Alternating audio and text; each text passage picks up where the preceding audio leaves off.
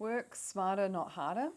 It's really common advice, and to be honest, it's terrible advice, because what it makes people think is it makes people think that that's all that's possible. That if you work smarter, you'll get these gains, but that is so far from what's actually possible. What's actually possible is way beyond that, and it happens when people access more of themselves, when they become more of themselves. It sounds like that could be a really hard thing to do, but it's not actually hard at all. It happens when people have the courage to face themselves, to face their beliefs, their habits, their patterns, often their patterns of avoidance, see the things that they've been doing that actually hold themselves back in really unseen ways.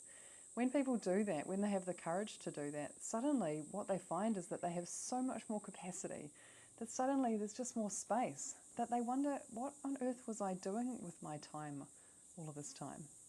They find that things just happen with so much more ease. Things drop into their laps without even needing to try. There's flow. This is where flow is found.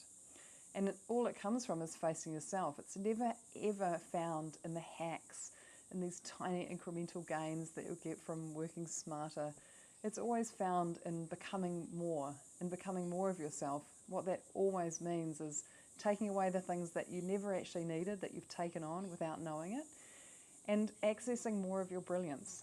We all have it. We all have things that are brilliant about us, but most of us don't know exactly what they are. We don't know where to find them, and even sometimes when we do find them and we're showing them, we shun them like, nah, not that interested in that part of myself. But that is where you become much more of you, and when you become more of you, everything becomes easier.